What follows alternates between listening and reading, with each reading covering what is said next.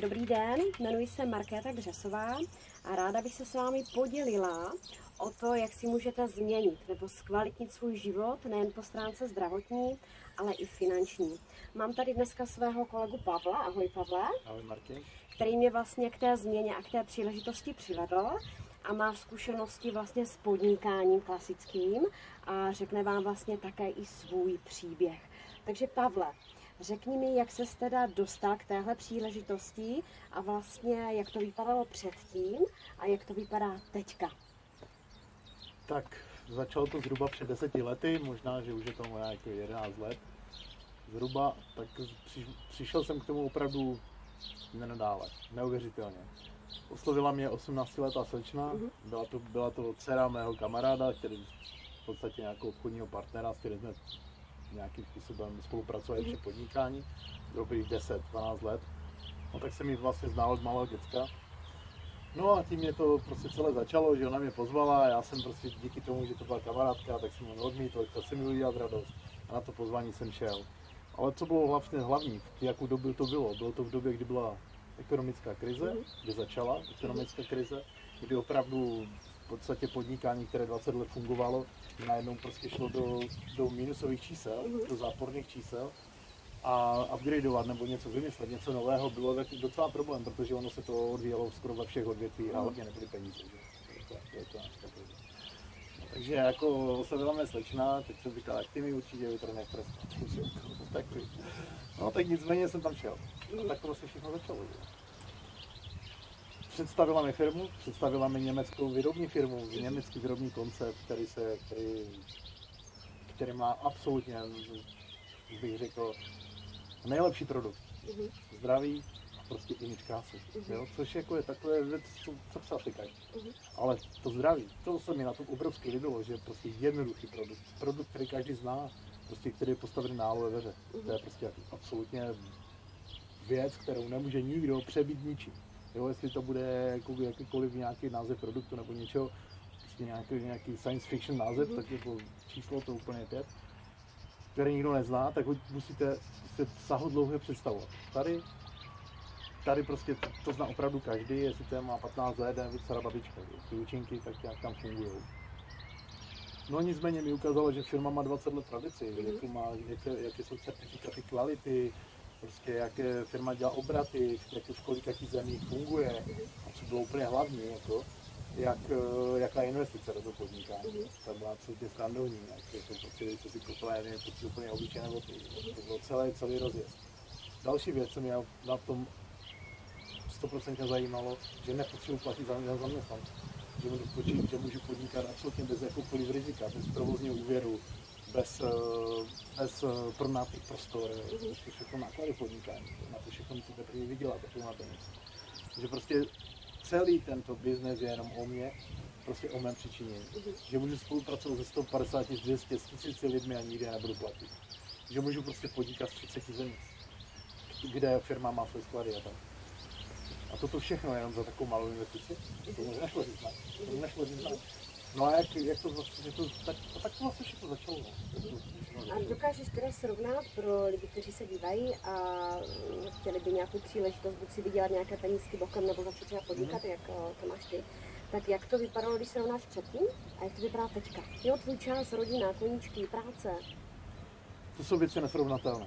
Vemte si, že když podnikáte, jestli máte malou večerku, se podnikatel nebo živnostník je úplně jedno. Jestli je člověk, já nevím, zedník, anebo prostě spravuje auta, má autodopravu, cokoliv, musíte tomu věnovat čas, spoustu času.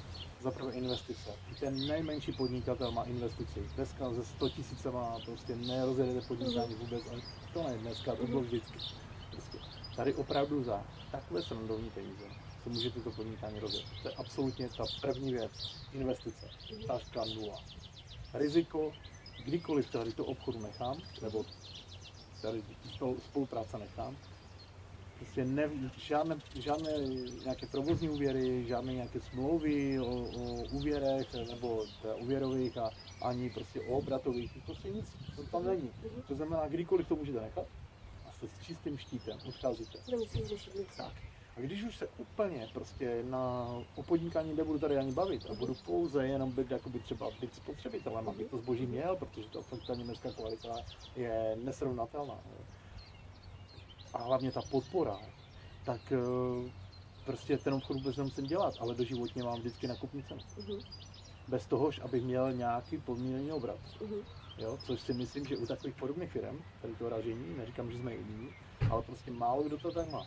Že prostě nemusím opravdu té firmě udělat žádný obrat, ale pořád mám tu stejnou nakupní cenu, jakožto člověk, který v tom obchodu podniká a zprostředkovává třeba milionové obraty za měsíc. V tom je ten obrovský rozdíl. Jo? Takže vám vlastně vy podnikáte s absolutně čistou hlavou. Jakýkoliv prostě krok, který uděláte, abyste si plnil své sny, děláte sám pro sebe. A prostě ten čas, který věnujete podnikání, jsou třeba 4 hodiny, 4-5 hodin denně. A ten zbytek máte prostě svůj zábavu. Tak jak vypadá teda teďka tvůj, dá se říct, pracovní den? Můj pracovní den vypadá, spoustu lidí možná naštvu, ale prostě ráno vstanu o 7:30 a odvezu Já kluka právě do chci, školy. aby to slyšeli, protože mě se to moc líbí. Jo. Odvezu kluka do školy, pak jdu na takovou tu ranní kávu, nebo si jdu zacvičit a pak jdu na ranní kávu. Prostě. Tam si probereme různé drby s kamarádama, že? Taková ta... No a kolem té 11. hodiny se začínám něco dělat. To znamená, že buď si obvolám své obchodní partnery, nebo si domluvím schůzku novou s potenciálním zákazníkem, komu bych vlastně ten obchod ukázal. Dvakrát týdně se věnuju prostě lidem, s kterými ten obchod děláme, tvoříme, že jezdím po republice.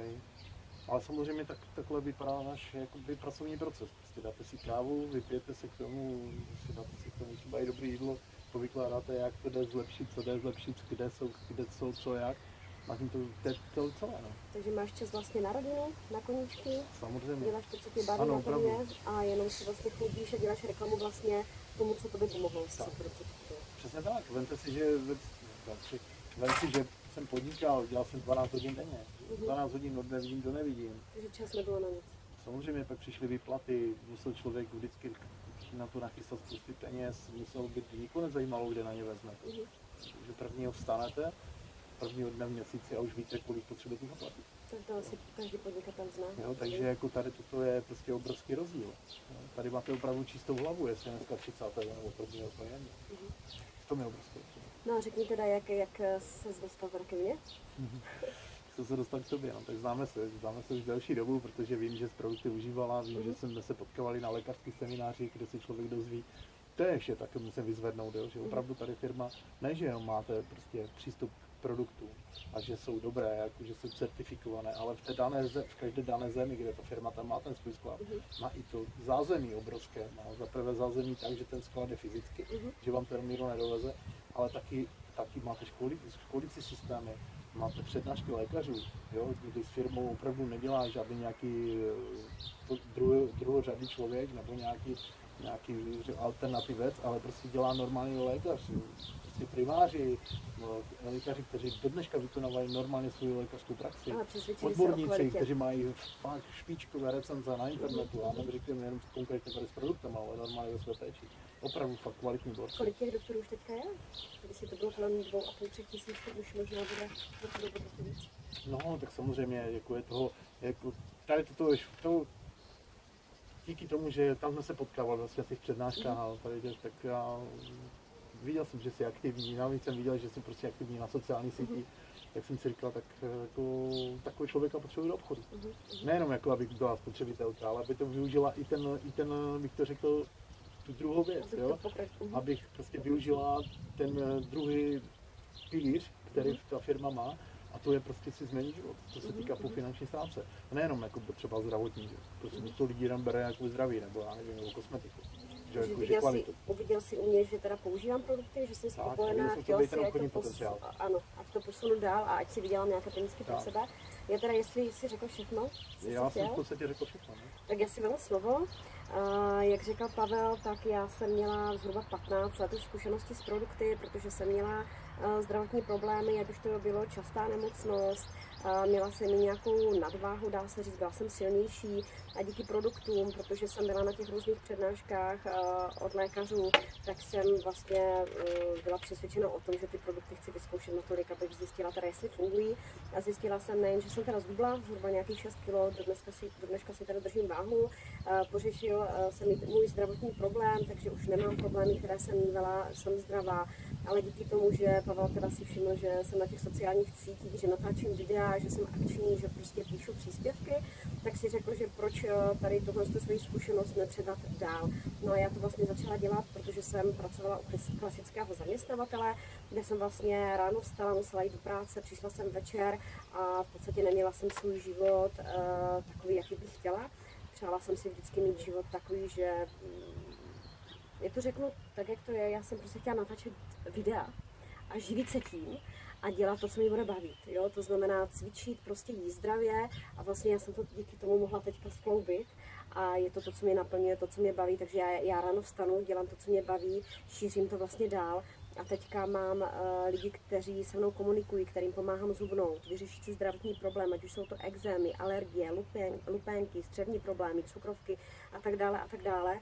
A vlastně ti lidé si pomáhají se svým zdravím a díky tomu, že to tak úžasně funguje, tak ostatní lidé si toho všímají a ti lidé ještě vlastně za to dostávají peníze. A to je de facto celá naše práce, když to tak řeknu. Je to de facto celé, jak říkáš, ono je to jakoby hrozně jednoduché, jo, v podstatě, protože vy se vlastně chválíte. Když jdete do kina, tak taky, prostě když je dobrý film, tak se tím pochválíte. Jestli je to v práci nebo mezi přáteli, třeba na kávě, na pivu, jak kdo to má rád, jo, tak se pochválíte a v podstatě vy do toho kina dovedete lidi. Ale kino vám za to nezaplatí. Jo. To samé, když si koupíte nějakou dobrou věc, jestli to oblečení nebo dobrý jídlo, taky dáte recenzi někomu. Ten člověk si to koupí, ale vám nikdo z toho nic nepošle. Tady máte obrovský sortiment. Co se mi na to co musím ještě dodat, že opravdu se mi to na té firmě strašně líbí, že ona má obrovský sortiment, že tady nebojujeme se 3 věcma, jo. Protože to se nedokážu představit obchod dělat. Ale tady opravdu je 15 produktů zhruba, které opravdu se odvíjí všechno to, co do sebe potřebujete. Jo. Jestli jste na zdraví, na krásu, na image, na cokoliv. Je to špičková německá kvalita. 100% špičková kvalita, která je certifikovaná těma nejvyššíma certifikacima, nezávislýma. Jo? Ne, že si to firma nějak udělá, prostě ne, nezávislé certifikáty, jo? Prostě 100% kvalita. A vy si můžete prostě, tam je jedno, co ten člověk se nakoupí. Jestli někoho sloví kosmetika, někoho sloví anti-aging, někoho sloví zdraví, vás řeší zdravotní problémy, potřebuje lékařské pomoc a tak dále, nebo samozřejmě hubnout, jo. To už je úplně na vás. A to je celý biznis. Vy se prostě jenom, vy jste spokojení, tak to řeknete dál. Ten člověk se od vás vyhoříte, on se zapálí. A to je veškerý. A takhle to jde, takhle to přesně jde. Vy si vypijete kávu, povykládáte to je krčko, tady se nic neláme přes kolena. Jako tak bych někoho ukecával, nebo tak vůbec, chceš, nechceš. A dneska je i výhoda, že do toho skočím těch sociálních sítí, že lidé vlastně se můžou pochlubit, dělat to takhle veřejně a v podstatě tu kavičku si můžete dát i takhle přes internet a to je vlastně celé. Děláte to z domu, děláte to z domu. Dneska nemusíte potřeba ani nikam cestovat, jo? Že vy opravdu děláte v business v papučích a děláte to ve 28 zemích, když to takhle řeknu, z obyváku. Můžete tak, jo? Takže pokud jsme vás nějakým způsobem inspirovali, tak se určitě ozvěte a budeme moc rádi, pokud spolu můžeme nějakým způsobem navázat spolupráci, ať už si chcete jenom přivydělat nějakou kačku, nebo vyřešit svoje zdravotní problémy, anebo třeba začít podnikat klidně i ve 30 zemích světa. 28. 28. A nebo klidně jenom třeba být spotřebitelem a kupovat si kvalitní produkt. Přesně tak. Takže moc krát děkujeme za zhlédnutí a mějte se zatím hezky. Ahoj. Ahoj.